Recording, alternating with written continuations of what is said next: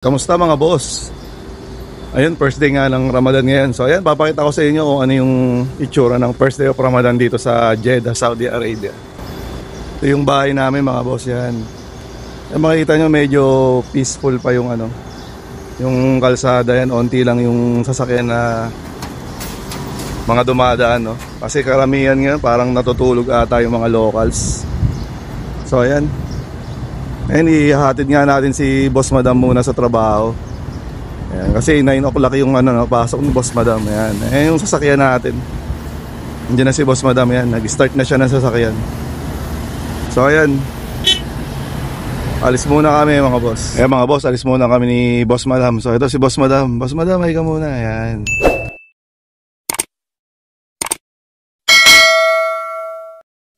Konting kaalaman lang tungkol sa Ramadan mga boss. Ang Ramadan ay ikasyam na buwan sa kalendaryo ng mga Muslim, na buwan ng banal na ayuno. Ito ay nagsisimula at tinatapos sa paglitaw ng bagong buwan. Sa paniniwala ng mga Islam, sa panahon ng Ramadan ipinahayag ni Allah kay Propetang Muhammad ang Quran o ang banal na aklat bilang gabay ng mga tao. Para sa kanila, ang Ramadan ay panahon ng pagninilay, pananalangin sa moske at pag-aaral ng Quran.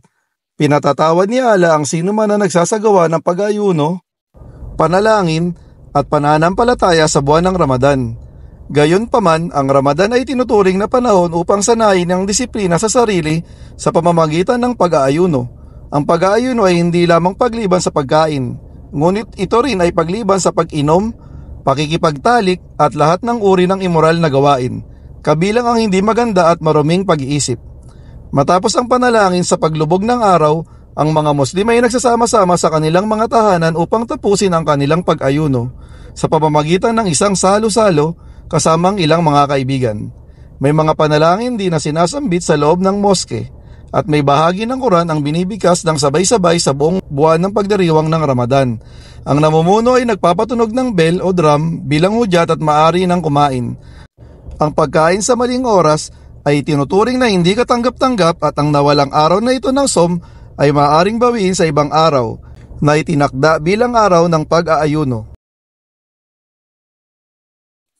Ayun na nga mga boss, dito nga sa parte na ito ng video ay malapit na kaming makarating ni Boss Madam sa ospital nila. So ayun mga boss, 9 to 6 nga yung pasok ni Boss Madam sa araw na ito. Pagkahatid nga natin kay Boss Madam ay didiretso na rin ako doon sa bahay ni Rog. Yon si boss driver yon mga boss. Yan, diretso tayo, sunduin natin siya. A few moments later. Ayun, nasundo na nga natin si boss driver natin. Ayan, si boss driver. Ayan. Morning. Yan, pupunta na kami doon sa store mga boss. Tara na! Mahigpit nga na ipinagbabawal ng batas ng Saudi Arabia ang pagkain at paninigarilyo sa public sa buwan ng Ramadan. Meron ngang karampatang parusa kung ikaw ay mahuhuling ginagawa ang mga ipinagbabawal na aktong ito. Ang batas nga na ito ay aktibo sa oras ng pag-aayuno o fasting ng mga kapatid nating mga Muslim. Ako nga mga boss, bilang non-Muslim na expat dito sa Saudi Arabia, sinusunod ko talaga ito. Kasi mahirap nang magsisi sa huli mga boss. Sa 18 years ko dito sa Saudi Arabia, alam na alam ko talaga na napaka-istrikto ng batas dito. Yan, nandito na kami ni boss driver. Yan, si boss driver. Nandito na kami sa store. Yan. Trabaho na muna mga boss. Yan, trabaho na tayo. Yan, dito na tayo sa store mga boss. Yan. Yan, medyo marami ring tao, no? Daming customer pa rin kahit first day ng Ramadan, no? Yan. Daming nakapark.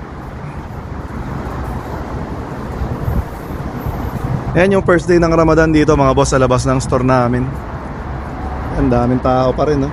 Punong-puno pa rin yung parking mga boss. Yan, pasok na tayo rito. A few moments later. Yan, lakad muna tayo, lakad muna. Lakad tayo mga boss, yan, uwi muna, uwi. Uwi tayo sa bahay ng natin, ang nasamahan, yan.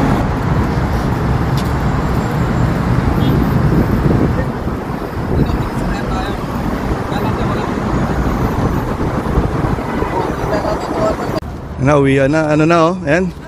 Si Boss Ro, yan, Boss Ro. Takbo si Boss Ro. Si Madam Jo, oh. Hello. Yan, simple yan, si Ate Malu, oh. Kaway ka Ate Malu. Yan. So ayun mga boss, hanggang dito na lang. Salamat sa panonood nyo. Kita-kita tayo sa mga susunod na video.